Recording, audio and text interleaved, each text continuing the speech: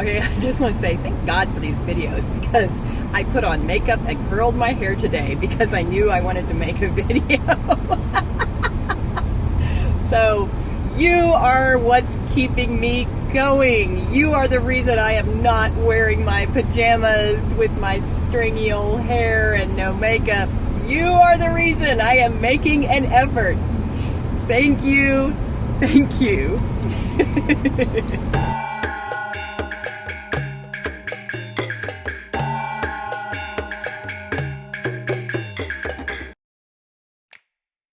Now we need artists to express themselves more than ever. And if you are making art, you are an artist. Okay, we're going to talk about perfection.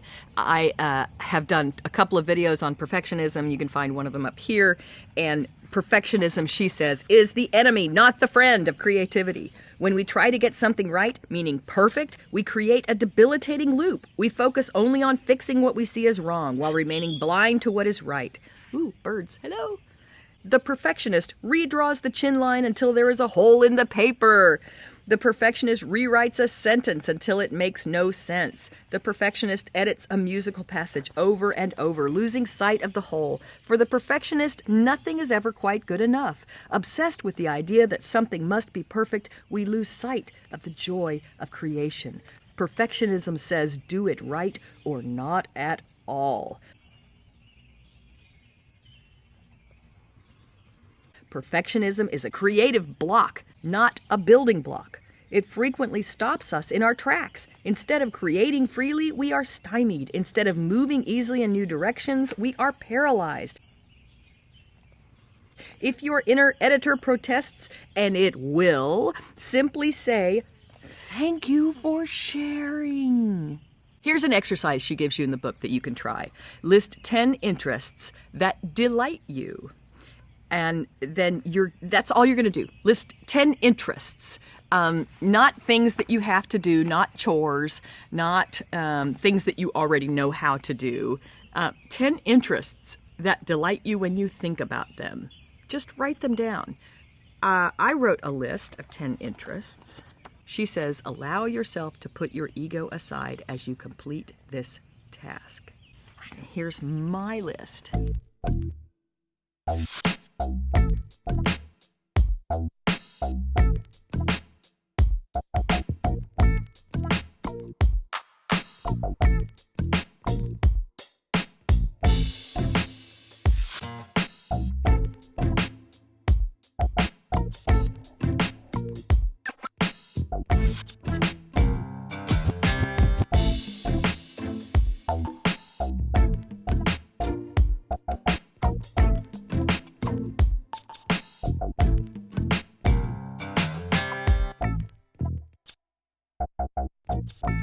Now, in the exercise, she's not telling you to write down these 10 interests and then immediately go sign up for classes for all 10 of them. Just write the list without any thought at all. Because if you put too much thought into writing the list, you're going to start editing it. And that's not the point of it. It's just, what were you interested in? Did you want to write a musical? Did you want to learn how to refinish furniture? Are you interested in fish? There's a story about a guy who was interested in fish, and then he thought the exercise was goofy until he started pursuing it. And then he rekindled an interest in aquariums and taking care of fish that he had long forgotten. Cameron suggests taking small steps. So if you, like this guy who was interested in fish, maybe you go on an artist date and take yourself to an aquarium. You can actually go online and find aquariums where you can sit and watch fish for hours. I mean, there are all kinds of ways to fulfill on these. My sister, who is a very creative person, has this artistic need to explore various art forms. And so she goes online and finds videos and classes and things all the time. She did something in caustics. I didn't even know what that was until I talked to her about it. I'll put some links down below on what encaustics are. But she does paper making and painting and collage and caustics. You name it. I don't know what she's into now. Fabric painting. She's the one who made me those gorgeous scarves that I wear from time to time. I think you're going to find that there are some things that you've been interested in that you haven't pursued because your editor gets in there and says, you don't have time to pursue this, you don't have talent, you don't know anybody who can teach you how to do it. Don't worry about any of that. Don't worry about any of that. Don't let yourself get in your head about why you shouldn't write a thing down. If it pops into your head, write it down.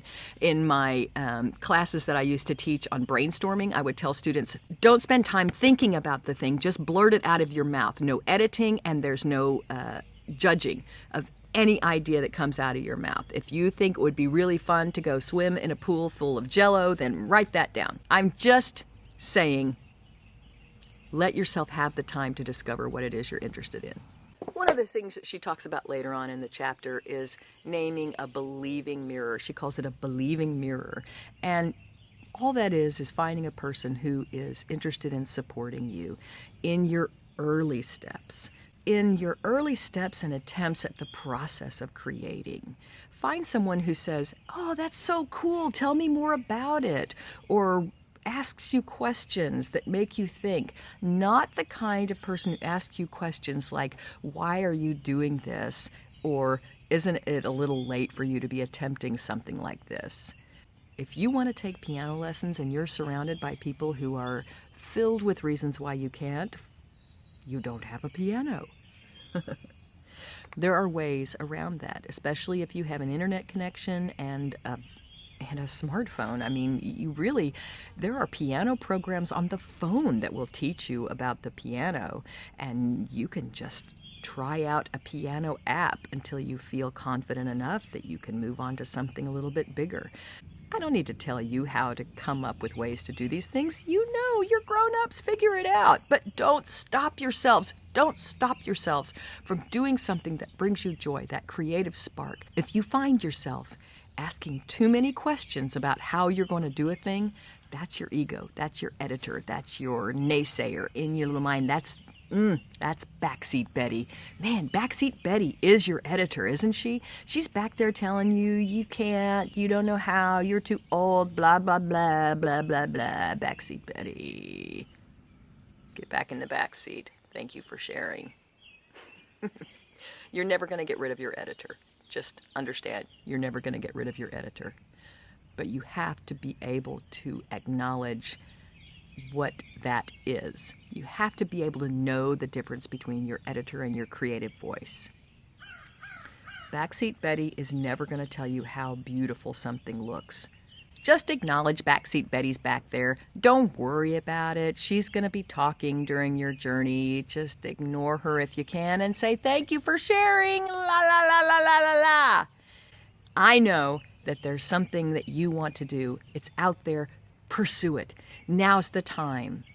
It doesn't matter the quality. It really, really doesn't. What matters is the process and that you're out there doing something. Give yourself that sense of joy. Go create something. It could be in the kitchen. It could be in the backyard. It doesn't matter where you create. It just matters that you do. Okay, guys. Thanks for joining me again. Be sure and subscribe. We're building up a community here, and it's fun. Just remember, you are loved. You are cherished. And we're going to get through all of this together. Put